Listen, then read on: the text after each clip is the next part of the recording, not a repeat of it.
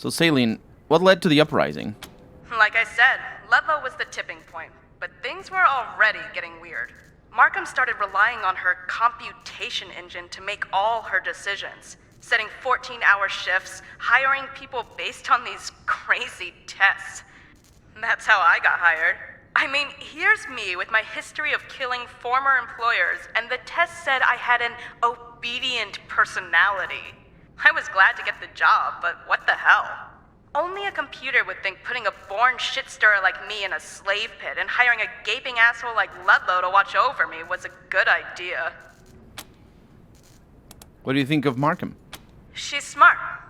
At least she was. Built Steeltown up from nothing. Made it a place where just about anybody could get a job and do okay. Now though, well, if she's not careful, it's gonna blow. Everybody hates her these days. Her employees, the refugees she won't hire, the families of the workers who are trapped inside. I don't know what she thinks she's doing, letting that computer make all her decisions for her, but it ain't working. Maybe somebody else needs to be in charge. Okay. We'll talk to Markham for you. Thank you. That's all we've wanted from the beginning. But, fair warning, if she doesn't meet our demands soon, we'll bring this place to its knees. Go give her an earful. Mm-hmm. Sounds like a plan. And we didn't even need to re-equip our normal weapons, because all we did was... There we go. Survive, basically. With a few injuries, for sure. But let's see what we got out of it, because of the loot. Fortunately, the loot is very simple. You just click on any loot bag and it allows you to loot everything. Energy cells, and what is that? A robot shoulder pad. And a power glove. No, robot hand, actually. Titanium plating. Got a lot of robot parts. I guess it makes sense, because half of them were robots. If not all of them. Was it all of them who were robots? I think so. Let's just save. Go ahead and do that. I think so, because because really it was just Ludlow, and then everything else was a robot, even outside. Okay. Yeah, we're gonna need to go to the doctor pretty soon. Large container. This doesn't really go anywhere. Disruption field grenade launcher.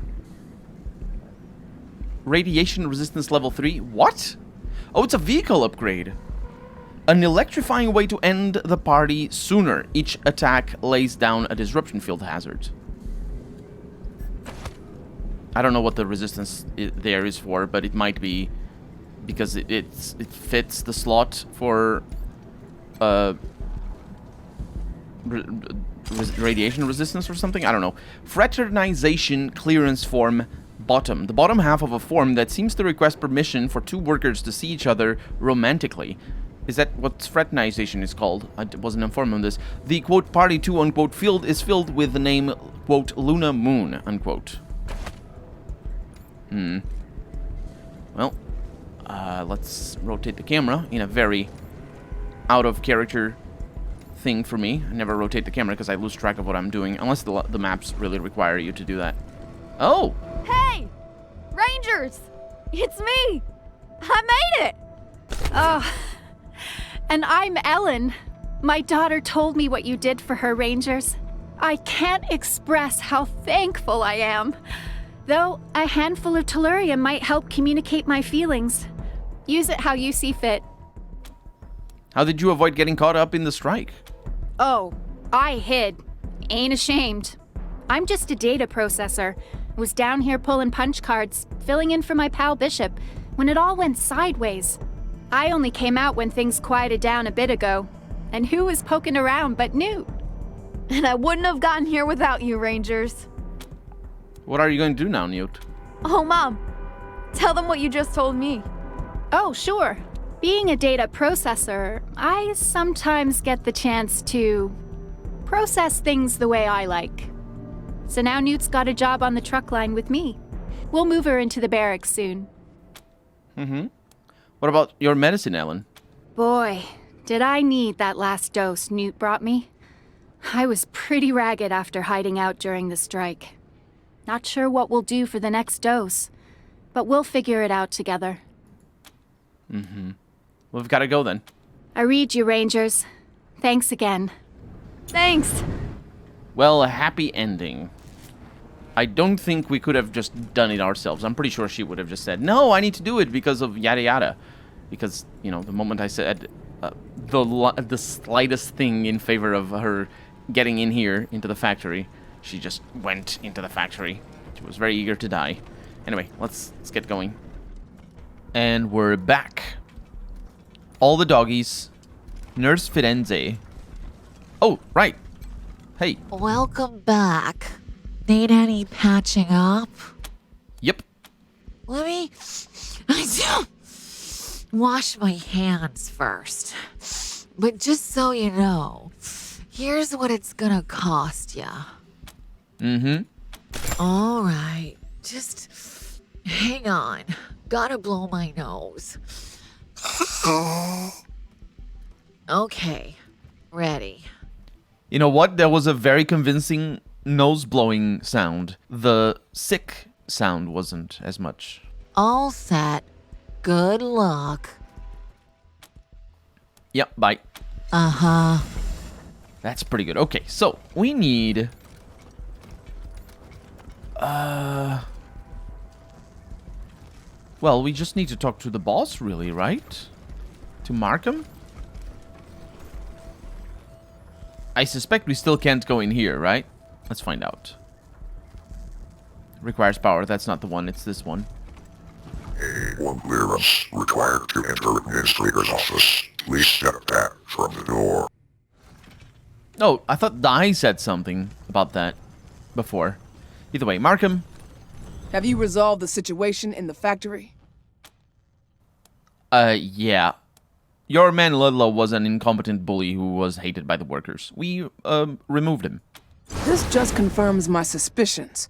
The computation engine highlighted Ludlow as a peacemaker and negotiator. Something's definitely gone wrong with it. So the workers are back to work? Temporarily, but Crow said if you didn't hear their demands ASAP, they'd strike again. Fine, I'll talk to her. Just as soon as we start getting things out the door again. You've done good work. Let me pay you for it. But don't go anywhere. I have another job for you. Before I handed the creation of the computation engine over to Dai, it was the project of my partner Blue. Sadly, Blue and I had a little falling out over design decisions, and now he's my ex-partner. Anyhow, when he left, he stole a gizmo called the Synaptic Degausser, which is the only tool that can fix the engine without me having to redesign it from the ground up. And there's no way that's happening before the gangs get here. So get me back to the Degausser, and you get another paycheck. Oh, and you better take Dai with you again. She knows what the damn thing looks like. Where's this Blue? Out in the scrapyard someplace, leading some other ex-workers of mine who've decided to get back at me for my crimes by vandalizing my factory and stealing my shipments. The refugees out there call them the Ghost Gang because no one knows where their hideout is. I call them losers. Couldn't hack real work, so now they're playing at bandits. Pathetic. I think we know where Blue is. Before we take this any further, we'd like to know a bit more about who we're working for. Fair enough. Ask. Where are you from? I came here from the Motor City Combine, what folks used to call Detroit, back before it took an atomic ass-pounding during the war. Lots of craters after, lots of radiation. It had always been a tough city. It only got tougher. But it was an industrial city, too. We knew how to build, smelt, tool, mass-produce. We turned scrap into trucks, guns, freezers, you name it, and got rich selling it from the lakes to the bayous. Could have been the biggest city in the Midwest. Could have been. What happened to the Combine? Greed happened. Greed and stupidity. The Buckeye Republic ordered 100 tanks and 1,000 guns from our biggest makers. All those fools could see were those pretty Buckeye bucks stacking up in their vaults. Weren't they surprised when those sod-kicking Puritans took delivery of all those tanks and guns and drove them right back up the Erie Shore to the MCC? Caught us flat. That war's still going on, I guess. I left before they got north of Flat Rock. Never looked back. What did you do there? What didn't I do? Started on the line in a truck plant and worked my way up to operations manager. Did every job in between, too. But what I really liked was automation and analytics. Pretty soon I got the idea to start something of my own. Walked out of that plant with Blue, who's a shit-hot engineer, and we set up a shop in the ruins. Started scavenging for old computers and robots. We just found Di and were having her bug fix and maintenance scheduling algorithm we were prototyping when those Buckeye bastards came rolling up the Detroit River. So this is where Di comes from. The three of us packed a truck and headed west, looking for a buyer. Old Saul was the first to make a serious offer. How did Steeltown come to be? Saul gave me a lump of coal. I made a diamond out of it. His empire was growing fast, but his resources were lagging. He needed more vehicles, heating systems, radios, guns, all the things that make a civilization, right? He had some old duffer down here in Pueblo making trucks for him, by hand, one every 2 months. I told him I could make him 10 a month. He fired the duffer, put me in charge, and gave me carte blanche to experiment. It was fantastic. Using computer-assisted automation, I've been able to revive forgotten manufacturing processes and deliver products nobody's seen since the deluge. Steeltown is now a crucial part of Colorado's economy, and I'm its architect. That's why I need to find out why my computation engine is malfunctioning. I'm the one who built all this, and I still couldn't keep it running without that thing's help. And that would be bad, because if Steeltown fails, Colorado fails with it. So the Patriarch is happy with your work? He relies on it. Without the weapons I make, the Eastern gangs would have him outgunned and overrun. Without my heaters and radios and generators, he couldn't give his people the creature comforts that make them think he's a god. Of course, I rely on him too. It's a partnership. He keeps Colorado safe and attractive, and that creates a steady market for the things I make. We share a vision of Colorado rising strong, helping to rebuild the world. Let's talk about something else. Like getting my synaptic degausser back? Sure. Yeah, maybe. We'll head for the scrapyard now. Good. We don't have long before the gangs get here, so sooner is better than later. The stability of Colorado is at stake, not to mention the lives of everyone here in Steeltown. I don't think that's a good thing for the writing to do here, talking about the Colorado gangs. It makes sense from the game's perspective, because you're going to be doing this midway through the campaign, and if this is your first campaign, you're going to be like, oh yeah, this, it's bad, the gangs and all that, it's for sure. But, well, a lot of people are going to be playing this DLC after they have finished the game already. Well, I am playing this DLC after I finished the game already, and I know exactly where the gangs are, and I know exactly what they are, and I know exactly what they're going to do, which is not come here. Unless just somebody comes here, in which case it's a little bit of a retconning. Well, it's not necessarily a retconning. They could just say, oh, look at that, it's an offshoot of the gangs, and they're attacking now. This is the big showdown for the end of the DLC. Maybe that's where it's going. Now get going. Yeah, so this means that I did a good job by not killing Blue before. Remember Blue with a toilet? That's Blue. What? Let's see if we can finish some quests out here, because I think we might. Hi everyone, Betty Bianchi here, Steeltown Personnel Manager, with an update on our current restructuring. Everything's going great, thanks! Luis. Yeah, I guess you didn't have much choice fighting the Ghost Gang Rangers. But it's a shame. They ain't so bad. At least not to us in the camp. Anyway, let's talk. That's the Ghost Gang. I fought them outside. Rangers? Any word on what's going on inside the factory? Yeah, there was a strike, but it's been resolved. Yeah? Resolved how? We removed the security chief, the Ludlow, and Markham is working with Saline Crow on reforms. That sounds promising. But are we gonna see our loved ones again soon? That is one of the things, the claims, or what's the word that I just used? I can't scroll up on the dialogue. Hopefully, but there are still some problems in the factory. Thanks for letting us know. Hope you sort it all out soon. So long now. Mm-hmm. Hey again, Rangers. You talked to Benny yet? Where can I find Benny? She works in Steeltown. Her office is on the admin level. Any news? Yeah, not yet. We'll let you know. Okay. I'll just cool my heels then. We didn't go to the admin. I don't think we could access the admin level. I'm pretty sure we couldn't. Take it easy. Maybe later. So these guys are just having fun there. We got Cookie. We have Fatima and Adam both dead. Unlike her brother, Fatima's body shows no outward signs of violence, but her limbs and face are contorted by rigor mortis, which is not what... That's the opposite of the contort... People... What is that? What does that mean? That doesn't... Rigor mortis is basically the tendency that dead bodies have to become rigid. That's where rigid comes from rigor in Latin. Rigor mortis means rigidity of death.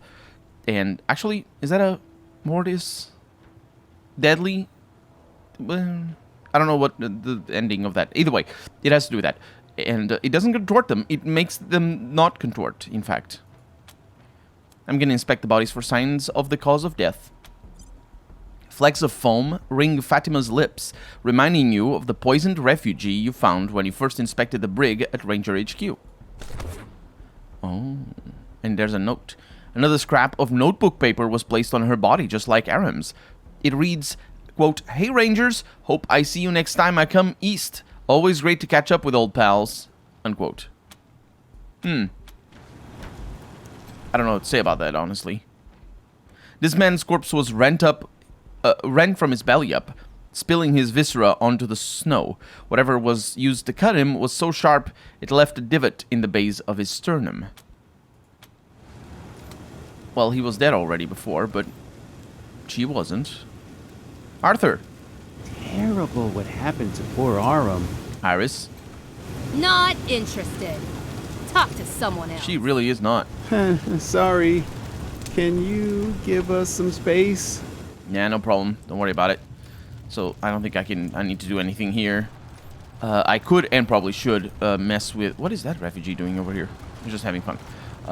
Look at the... I should probably look at the journal, but we're not going to do that. I'll do it later once I don't know where to go. So we can go in here. Sniff. Sniff, sniff, yeah.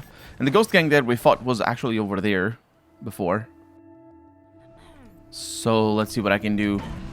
Let's not approach from there. Stolen crate. Picked clean of disruption tech. Looks like the ghosts are using it to repair their gear. Yep. Anyway, do we still have the poop? We don't have the poop. Do we? I don't think we do. We could go and poop again. That'd be nice. Let's go for it. Welcome back. Need to take a load off? Have a seat. Are you happy being a toilet? Firstly, I am more than just a toilet. Secondly, what's wrong with being a toilet? Well, nothing at all. Yours is a unique form, and we were curious if you'd found joy in it. Well, yes, occasionally. When I find a particularly compelling thing to read, I suppose. But joy's not really an all-the-time thing for anyone, right? I do have a lot of contentment, though. My imperative is to move 1 trillion bacterial corpses, dead from the effort of providing you energy, from an unsanitary location to a sanitary one. And it feels good to complete my purpose. I was made for this. You've got an entire library in your mind? Yes, and no. Blue found a whole bunch of computers with a whole bunch of digitized books and magazines when he was scavenging at some old school, and I'm hooked into that database.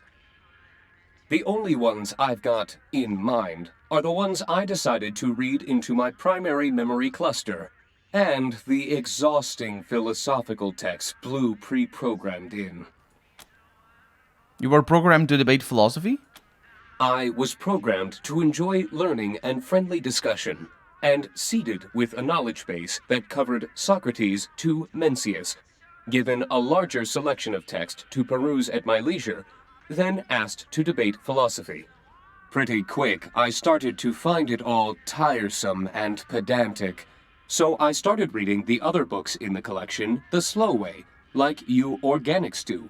Much more enjoyable way to spend my time. Mm-hmm. So what else are you reading? Oh, all sorts of good stuff. The database has a pretty wide range of topics. Right now, I'm reading Blue a book called Christine. Spooky stuff. Personally, I really like the magazines about celebrity sightings. That is... yeah. What kind of name is Secret Head? Blue's idea of a joke. Head's another name for a bathroom, and my actual noggin, as it were, is hidden below ground. Joke has layers, he said. I don't really get it. Blue keeps this place a secret from his workers? Yeah, he really doesn't like folks walking in on him, so he keeps this place pretty quiet.